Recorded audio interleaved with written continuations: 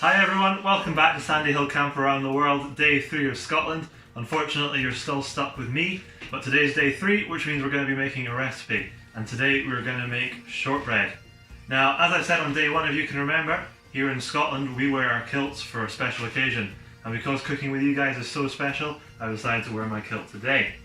I've decided to go half Scottish and half camp, so I'm still wearing my camp top. I've got my kilt on and I'm still wearing my flip-flops, so we'll see how this goes. Okay, so same with any time that you're baking, first thing you're going to want to do is wash your hands. So let's go and do that now.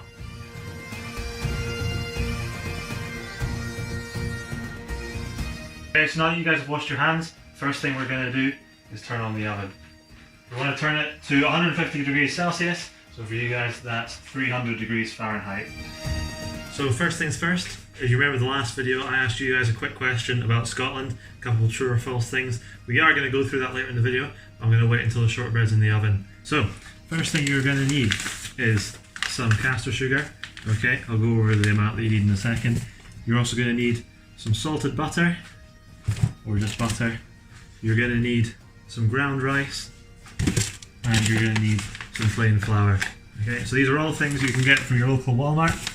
Before you start, as we said before, make sure that you wash your hands, and you're going to set your oven to 150 degrees Celsius, which is 300 degrees Fahrenheit. Okay, so welcome to my cooking studio.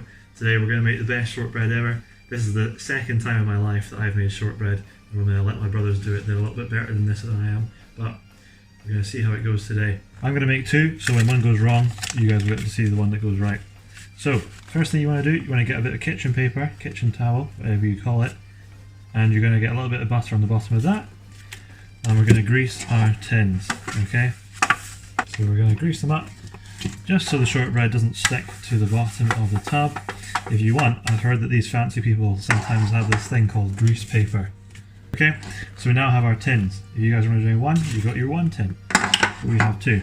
Okay, so now that we've done that, we're going to get our bowl out, and we're going to get our scales and our bowl, and we're going to measure our flour. So we turn that on. Here in Scotland, I normally work in grams, but we're going to try and work in ounces today. What we're going to need is we are going to need 150 grams or 5 ounces of plain flour, and that's to make one serving. It serves 8 people, okay, but I'm going to try and make 2, so it goes right in at least one of them. So I'm going to try and get 10 ounces of flour. We're going to grab our flour, and this is where we use our sieve as well. Now I've been told that fancy people can, oh look at that, you can just leave the sieve down. Isn't that good? So I'm going to put this back to 0 ounces again. There we go. So we're on 0 ounces. So we're looking to get 10 ounces of flour in here. Okay.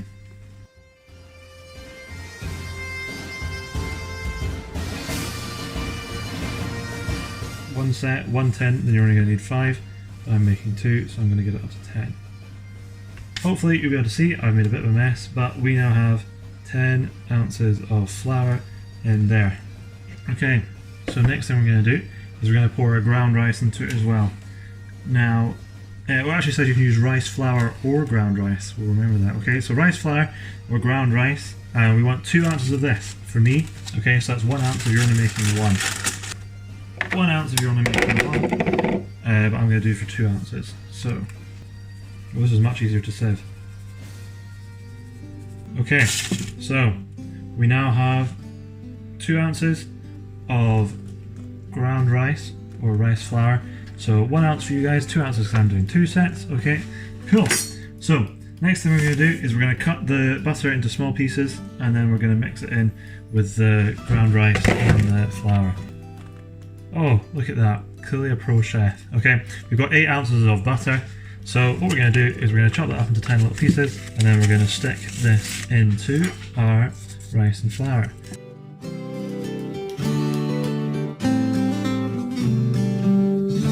So we're going to ignore this bit because that was the bit we had before, and we're going to stick the rest into the bowl with our rice and flour. And cool, I will save that for some toast or something. Fantastic, so we now have a bowl, and it's got some flour, some ground rice, and some butter in it.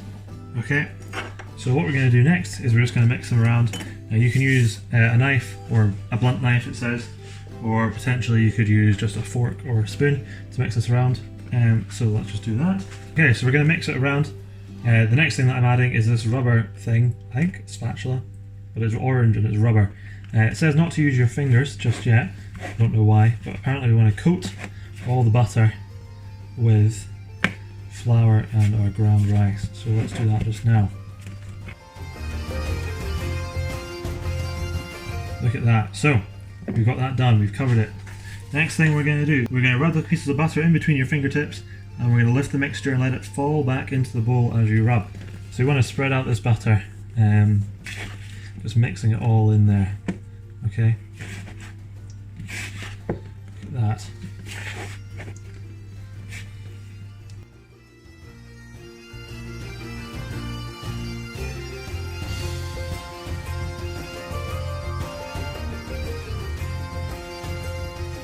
I'm going to keep on mixing this until it gets into like a kind of breadcrumby mixture.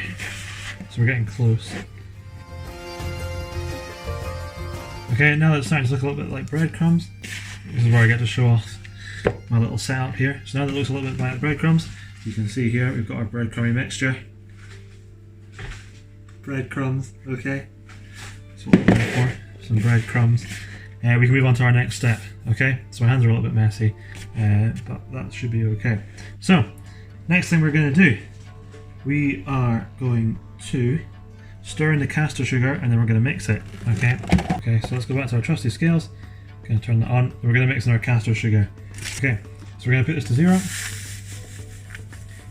And we're going to get in about 4 ounces of caster sugar. Okay, let's see where we're at.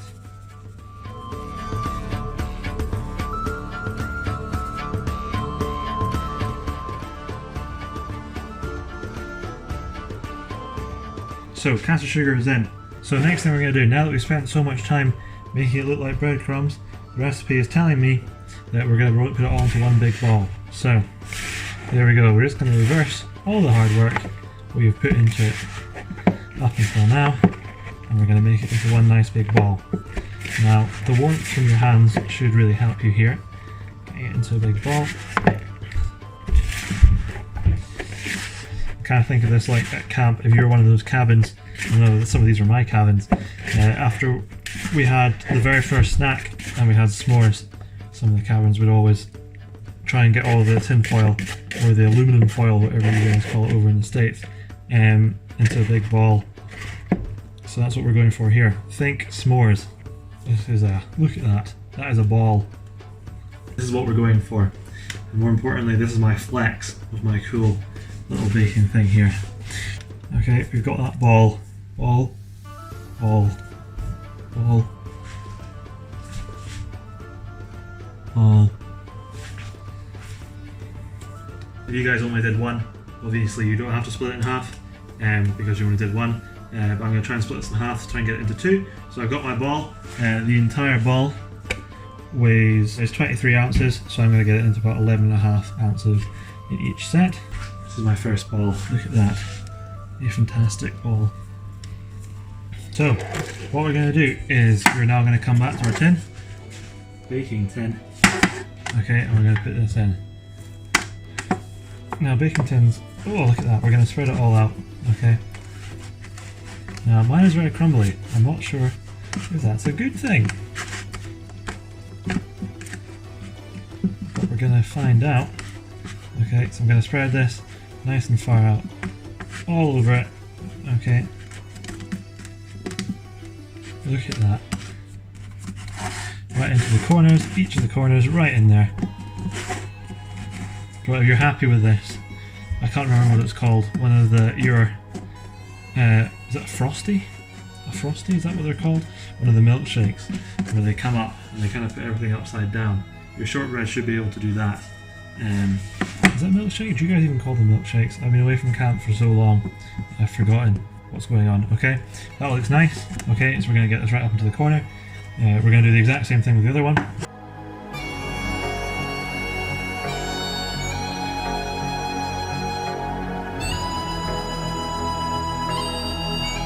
Okay, So what we're going to do now is we're going to want to pan it down so it's a bit nicer than this. So I've got my two, you can see I've kind of got my fingerprints all up in it. So the next thing I totally forgot about is a spoon.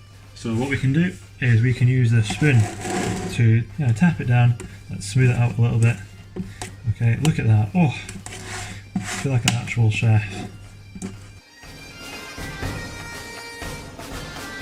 So we've now got our nice smooth shortbread. Okay. So what we're going to do now is we're going to personalise it. We're going to make it look quite nice. And this is where quite often we use our forks. So if you want to make it look nice, you can kind of maybe put a little bit of a fork pattern around the edges here. Okay.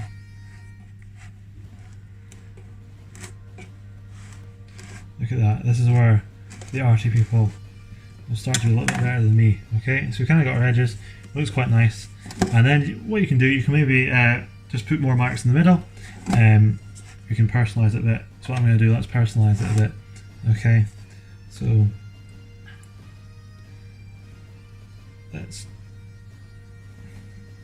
I'll put SHC in this one. Sandy Hill Camp. Look at this.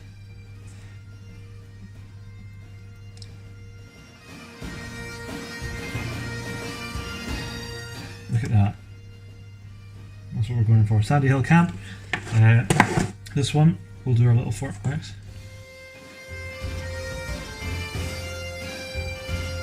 So the last one was Sandy Hill Camp. Let's change this one up a little bit. So once this weekend, there was no campers around because it was at the weekend, and I was feeling quite hungry, and I decided I was going to make something in the kitchen at camp. I'm not really supposed to be in there, so what I decided I'd do is I'd go in and try and take the things to make what I was going to try and make, and I was going to run away with them. And I got caught by Greg taking that thing that you can mix things up with, and I ended up getting in a lot of trouble, but you know what, when I look back, I think it was probably worth the whisk. Anyway, okay, so terrible jokes aside, we have two shortbreads here, okay? We've got our Sandy Hill Camp shortbread, very important, and we've got our Shah shortbread, okay? Even more important, keeping it Shah. We're going to take these and we're going to put them in the oven. So we're going to put them in the oven at our 300 degrees Fahrenheit mark. Make sure you're wearing oven gloves. So we've got them in the oven, we're going to put them in the oven, and we're going to keep them in the oven for 30 minutes. So let's go make a timer. Okay, there we go, that's the countdown going. Okay, so we'll come back in 30 minutes and have a look.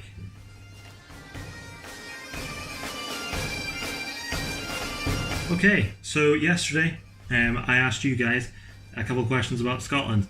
So I asked you to figure out which one of these was true, and the questions were: there's a small town in Scotland called Bonnyrigg, is the UFO capital of the world. Okay, so that was number one.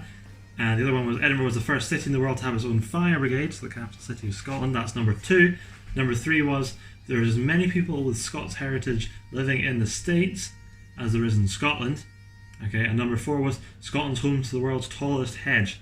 Now again, I'm going to assume a couple hundred people guessed at this, but I can now reveal that in fact all four of them are true. Yeah, we have a tall hedge. Yeah, we're the UFO capital of the world. And yes, there's as many people living in US with Scottish heritage as there is here living in Scotland, and we were the first to have our own fire brigade. Okay, so hopefully you learned something new there. Okay, so that's been in the oven for just over 30 minutes now. One thing you'll notice, and this is something that I did not know, and I had to go and ask my mum for help, is that it's actually going to be a little bit soft when you take it out of the oven. It's going to end up hard, but it's a little bit soft just now. So we've got our Shah and we've got our Sandy Hill Camp there. We've got our Shah and our Sandy Hill Camp. You can still kind of see which one's which. So what we're going to do is we're going to let it cool for a couple of minutes. But whilst we let it cool, we're going to take this opportunity now to cut it into pieces while it's still soft. But let's cut up Shah first. Okay. There we go. You don't necessarily need to cut it all the way through, but now would be a good opportunity just to make some grooves in it. Okay. So it's still soft just now, but it will probably get a bit harder. I'm going to cut each one into 8 pieces.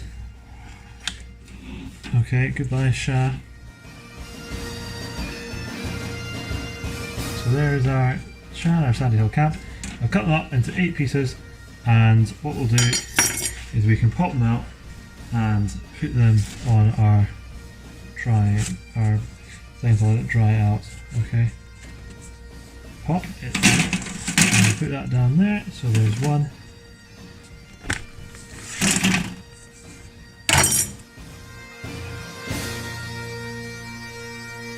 Okay, so that is the shortbread nice and cool off now. So if you did the first job properly on greasing the tins, you should see that the shortbread slides nicely off of the bottoms of the tins. There we go. Okay, so there you go. It looks like it didn't actually go that badly wrong either, so that's a surprise. But I guess the last thing you can do is taste it. Let's try it.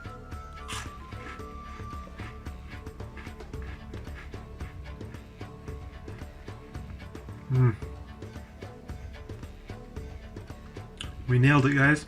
Well, I hope you guys enjoyed making the shortbread just as much as I did, and it looked like it wasn't that much of a fail either. So, thank you so much for watching the Scotland videos, and I hope to see you guys soon.